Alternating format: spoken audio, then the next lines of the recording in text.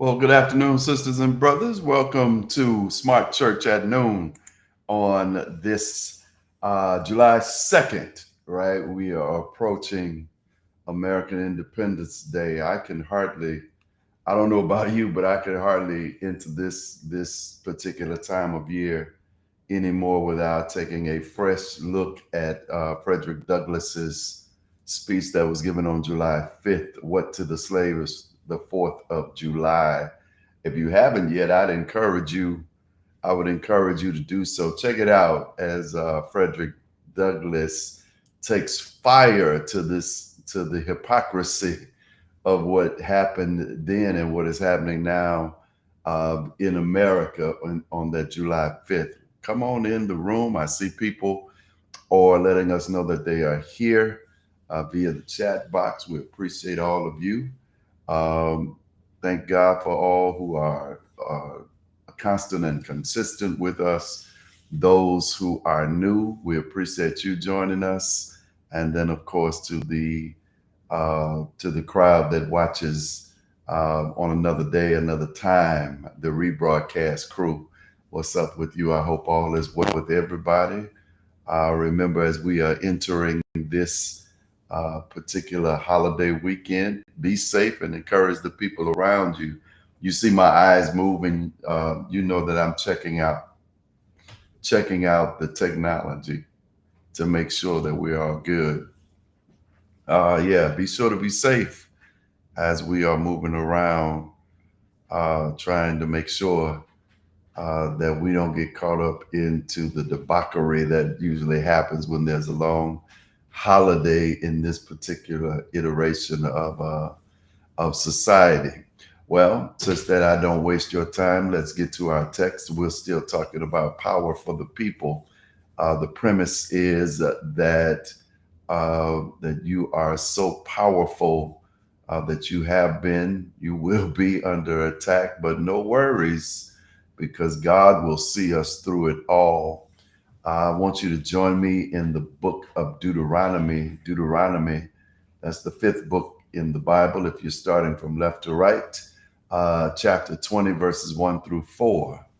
Deuteronomy chapter 20, verses 1 through 4 is what is calling our attention for the day. You know how we roll. We're um, going to do an exegesis of the text, set a solid foundation here at the noon hour, and then when we come back in the evening, we will have a much more expanded conversation about the role of the sacred scripture, even in our modern context.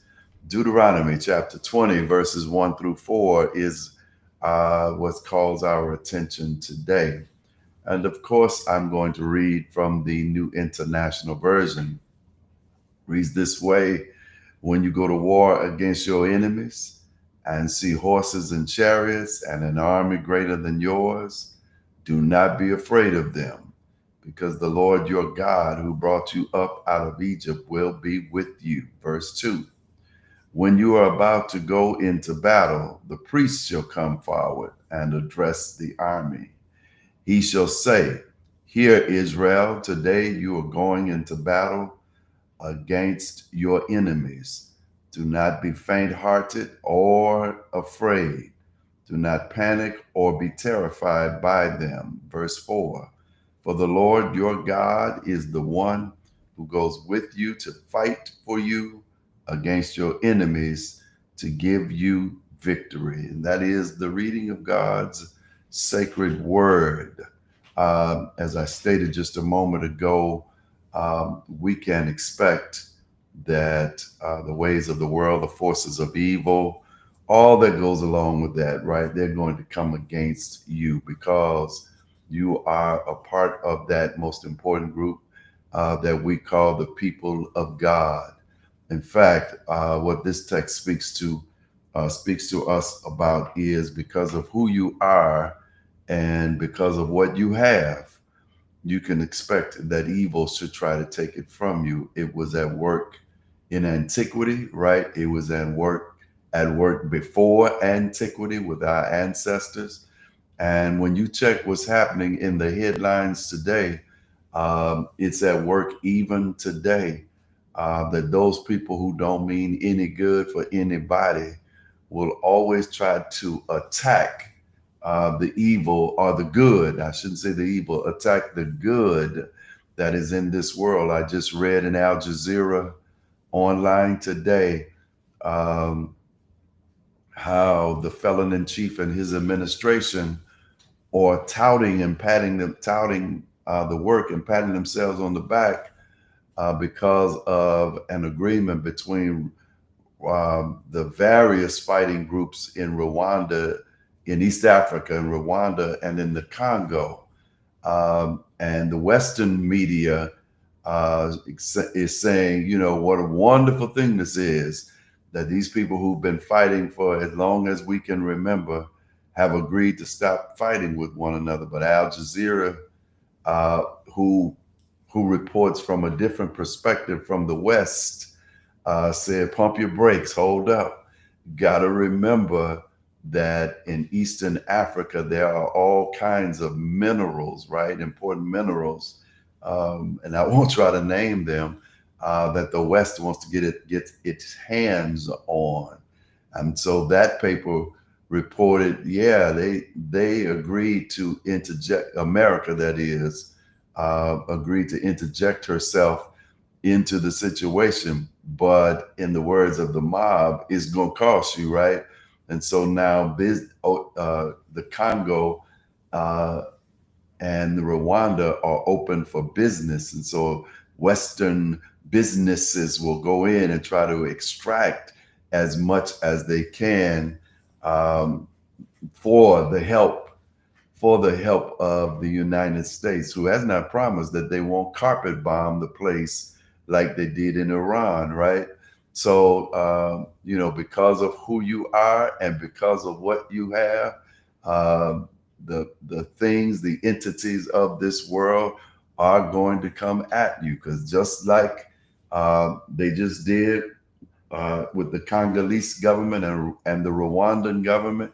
Check it. They tried to do the same thing to the Ukrainians, talking about they want peace. They don't want peace. They want to extract the minerals out of those particular parts of the world. What they have, people will come at you because of who you are and what you have. And here in this particular lesson, and passage of scripture, God teaches us how to conduct ourselves, what our attitude we should be, and how we should move, if you will, when those situations happen. Because make no mistake about it, it will happen. Let's start here as we try to lay our foundation.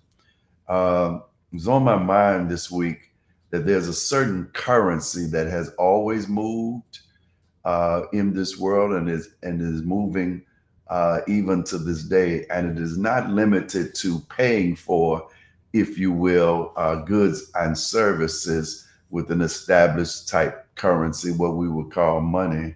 But we could say that currency is land and labor and education and religion and philosophy.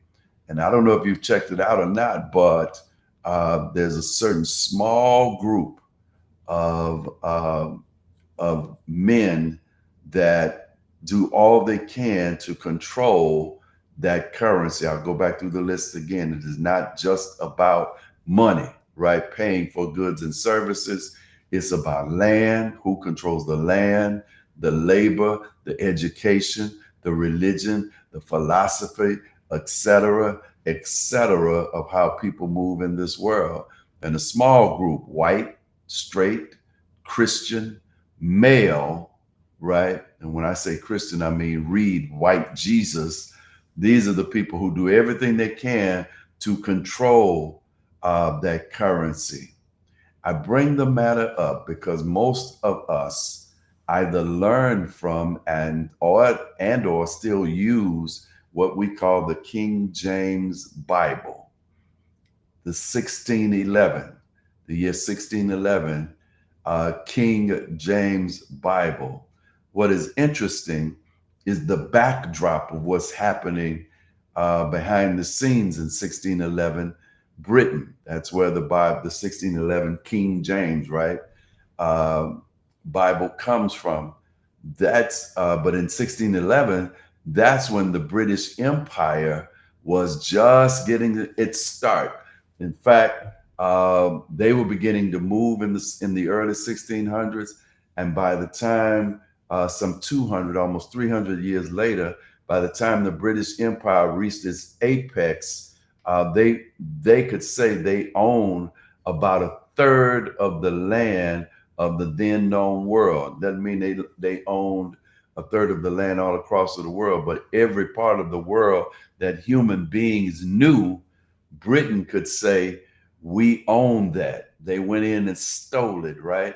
That's why you heard the phrase that the sun never sets on the British Empire. In 1611, when we get our Bible, just 2 years before that, 1609, was when Jamestown, Virginia was established. And so they started moving in on the indigenous people who were already living here in this that they called America. In 1612, just a year after we get the King James Version of the Bible, that's when they moved in on Bermuda in the Caribbean and took over that land with guns, germs, and steel. When you think about that kind of backdrop, and here we set the King James Version in the midst of all of that, then it makes sense that we would get a Bible that will feature books like Deuteronomy and Joshua, where essentially a certain group of people who are supposed to be favored by God are told to go in and steal, kill, and destroy, the thing that Jesus quoted, right? Steal, kill, and destroy everything that they could get their hands on. It makes sense that we would get a sacred text that tells slaves to obey your masters in 1611 when the British Empire is going in and essentially enslaving indigenous people to rape the land, right? So that is kind of the big overall, most of the modern day or the contemporary translations of the Bible we get come from translations of the King James version of the Bible. So it's not just that, oh, this book is printed out. Look how wonderful it is. It's going to reading this book will take care of everything in your life. There's a big backdrop, behind the scenes thing happening there when the Bible is put together by the people that somebody named King James told the people to pull together to use for the church. Now, that's the broader thing. Narrow it down to the book of Deuteronomy, right? The book of Deuteronomy is called the second law. Supposedly, it is the second book of Moses, the second law, as in second to what we are given in the book of Exodus chapter 20, called the Ten Commandments, right? So in Deuteronomy, what we find is that the people are situated next to the Jordan River, where Moses gives one last sermon before they enter into the land. Moses is reminding the people, don't forget what God has done for you so far, starting with the great deliverance from Egyptian slavery up until this day, right? Moses is saying, remember the God who protects you and takes care of you, the God who looks out for you, the God who supplies all of your needs. So Moses is essentially warning the people to remember. Why is that important? Because we can look back and see that once the people entered into the promised land and settled down into the places that God had given to them, they forgot. They forgot what God had done for them. In fact, their non-remembering contributed to them turning away from the will and the way of God. They began to worship other idols and to do all kind of wild stuff that God warned them not to do. I want to put a pin right there and remind somebody of the danger of forgetting the manifold, the many, the multiplicity of blessings that God has performed in our lives, have given over to us all of these years, right? How God has taken care of it. When you forget what God has done for you, you set yourself up for turning against God's will for your life. You set yourself up for disobedience. You set yourself up for being tempted. That's the word I'm looking for the temptations to come at you from every angle, if you will. So the essential message of the book of Deuteronomy is remember what God has done for you. That will help along the way, not just in turning us away from temptation, but it will give us strength for the present day troubles. So that's at work there. Check out verse 1. It's kind of a long verse, but it's packed with information for us. Verse 1 says, when you go out to battle against your enemies. Well, check the first thing out. It doesn't say if you go out to battle, because again, as we talked about in our opening salvo, because of who you are, because of what God is doing in your life, because of what God has given to you that you can't go out and purchase and buy, you will find yourself under attack sometimes. It's just part and parcel of being blessed by the Lord, right? Everybody don't want you to be blessed. Sister Beatrice Ross says we have an epidemic of forgetfulness. Yes, in today's government, you're absolutely right. I would stretch that, Sister Ross, and say in society in general, we are very short-sighted. We seem to forget quickly. That's how we get caught up into all kind of foolishness sometimes. But you're absolutely right, and own it when you talk about an epidemic of forgetfulness. So when you go into the battle against your enemies and to see horses and chariots and people more numerous than you, do not be afraid of them. For the Lord your God is with you, who brought you up from the land of Egypt, right? I want to talk about this issue of enemies. Did you check that out in the text?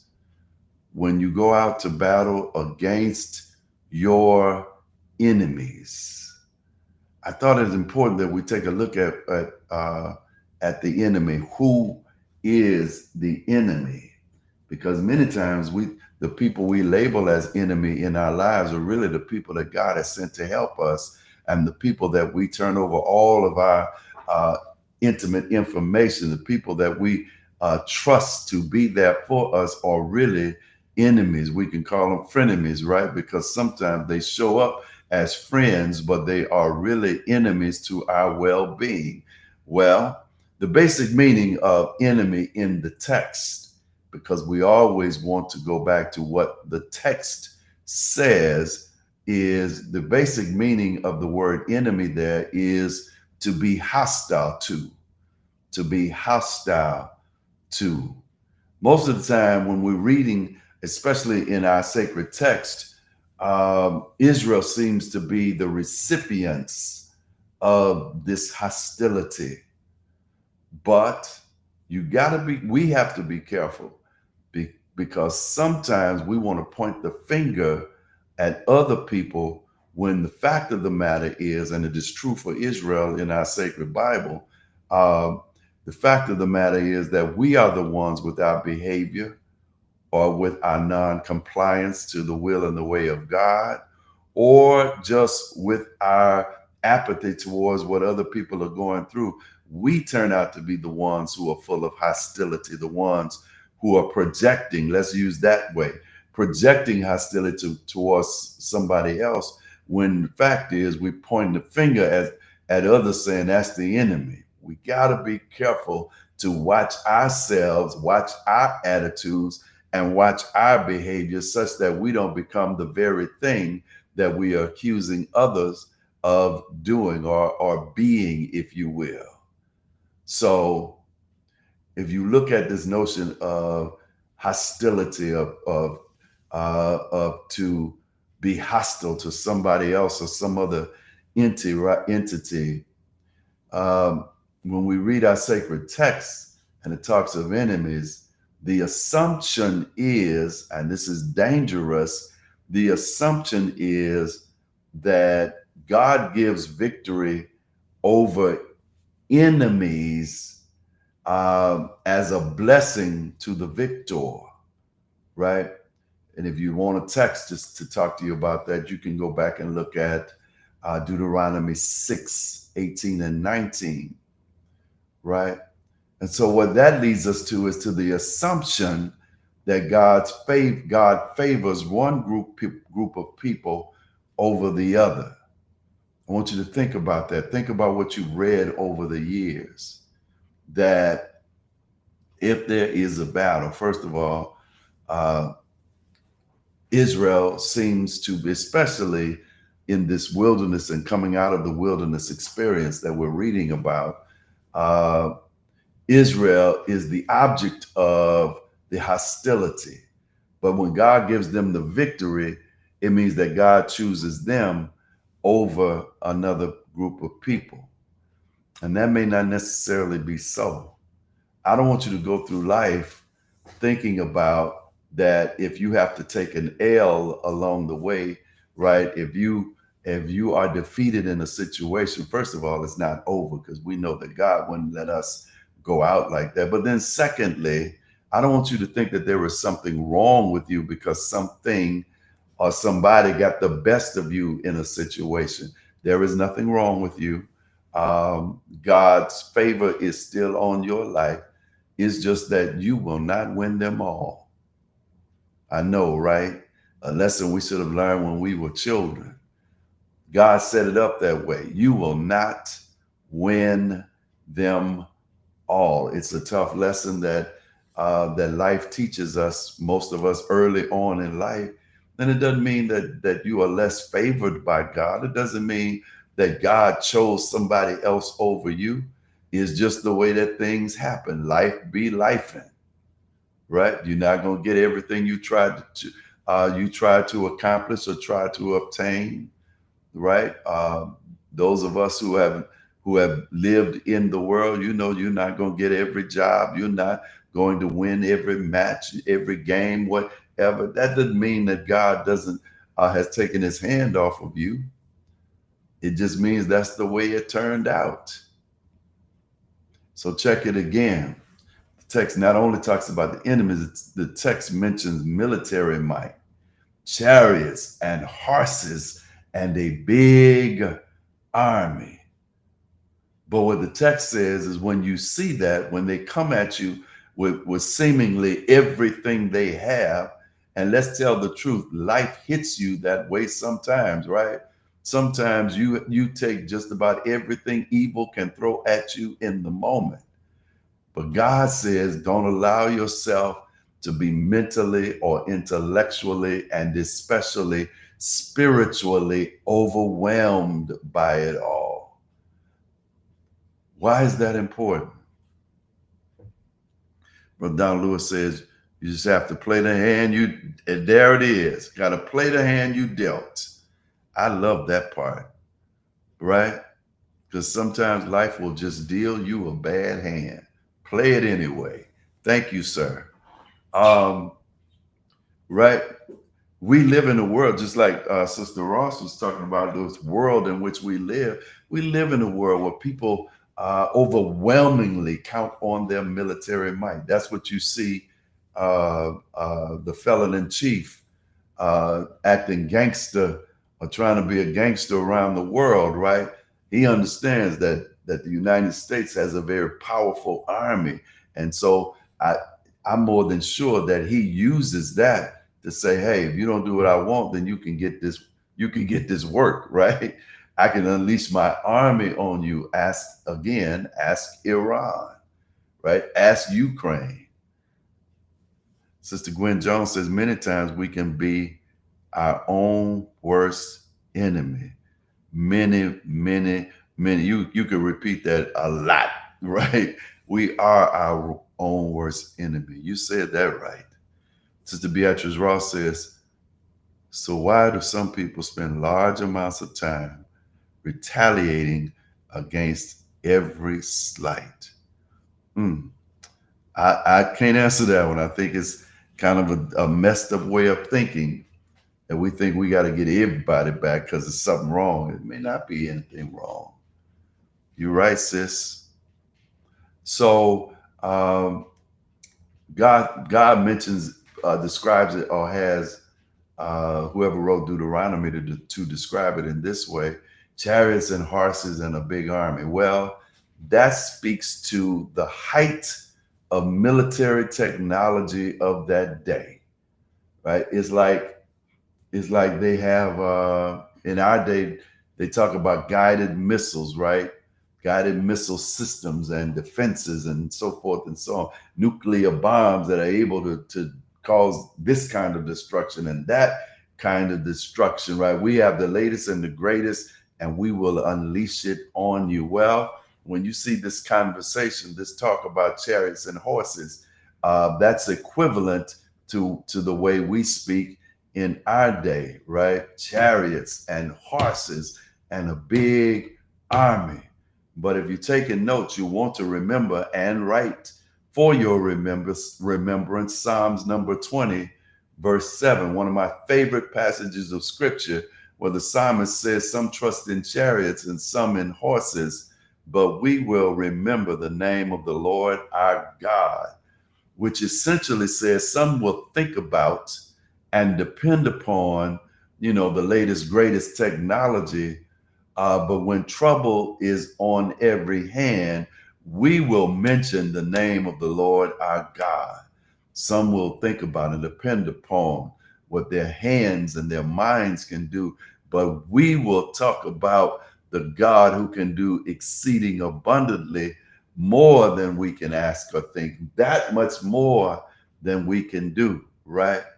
Other people may be depending upon whatever the latest and greatest is, but we know our God, right, was, is, and will be forever. So the reason God mentions in our text in Deuteronomy chapter 20, verse 1, remember, I defeated Egypt. Well, Egypt was operating with the chariots and the horses and the big army. Remember what happened at the Reed? We pronounce red at the Reed Sea. Exodus chapter 14, they came at Israel with all of their technology, with their great army, right? And what happened? But they got swallowed up by the sea because God was on the side. God was with the people of God. God was with the people of God as opposed to against the people of God. I want you to remember that. Because you are divinely connected to God, God does not work against you. Even when God corrects us, even when God is, as Brother Donald Lewis mentioned, when God allows the thing to happen, you get dealt a bad hand. Even in those times, God is not working against you. God is working with you. That's why we like to quote, right? What was meant for evil, God meant it for good, for our good. We like to quote from Romans 8, all things work together for our good. Sister Rosemary Trosclair says, God is able to overcome even the most difficult odds all day, every day. I like the way you said that. Even the most difficult odds, God overcomes them all. So take a look at, as we're just trying to lay the foundation today, during the day, and we'll come back this evening for the a much more expanded version of our conversation. Chapter 20, verses 2 and 3. So it shall be when you are on the verge of the battle, because the battle is going to happen. You will have to face it. In fact, there's a line I think I mentioned before, a line in a poem by Edgar Guest that says, running from it will not save you, right? Uh, when you're on the verge of battle, that the priest shall approach and speak to the people. When the trouble comes, the priest will step up. And verse 3 says, and he shall say to them, hear, O Israel, today you are on the verge of battle with your enemies. Do not let your heart faint.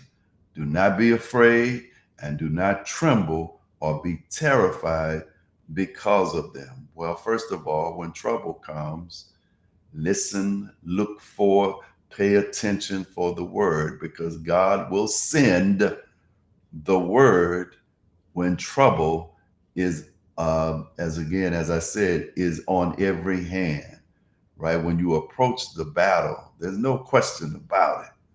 But God says the trouble might show up, but there will also be a word. Well, what might show up? Well, I like Psalms number 46, verse 1, right? God is our refuge and strength, a very present help in trouble. It means for us that as close as trouble can get to us in life, right? Kind of like the author said, this intimate proximity, God is that much closer. Imagine that. Trouble can get right up on you, and God is that much closer. So the word is to the people when you're dealing with opposition to your well-being, when you see these mighty armies with all of their technology, the message is, do not let your heart faint. That's what the scripture says. Or in our language, we could say, show yourself weak or soft, right? Don't let them see you, see if you're scared, if you will. Next one is, do not fear, or let your mind be overtaken by anticipation of evil outcomes. We're going to lose. They're going to destroy us. There's no way we can get it. Don't let your mind get caught up in that kind of thinking. Number three, do not tremble or run away in fear. Do not run away in fear. And lastly, do not be terrified or don't allow yourself to become intimidated. See, what I did here is I took what was in the text and went back and looked at the original Hebrew words. So let me run through it again. Don't show yourself to be weak or soft. Don't give in to the anticipation of evil outcomes. Don't run away in fear, and don't be intimidated. That's the word of the Lord to the people that God knows will face opposition.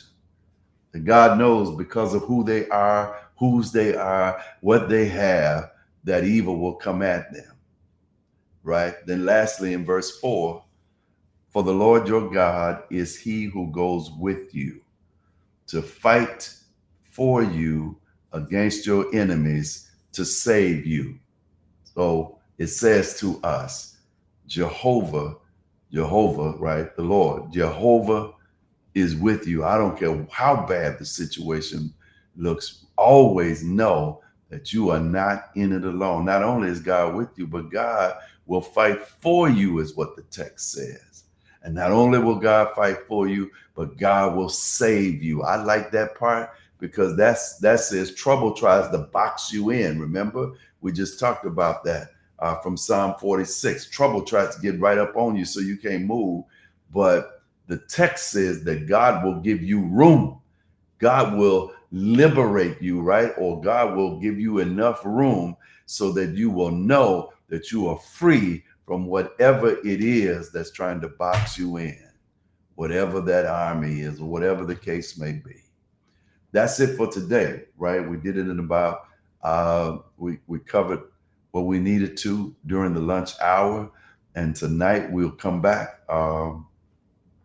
Tonight we'll come back at 7 o'clock with our expanded conversation from our series, Power for the People. A couple of announcements I want to remind you that on Saturday, July 5th at 10 a.m.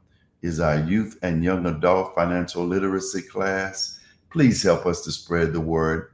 Tell people we'll be here, and that the young adults should get themselves here, and that adults should get their young people, their children here to participate in how to handle money. Let's not wait until we are adults. We can cut off some mistakes in about 2 hours from 10 to 12 this coming Saturday.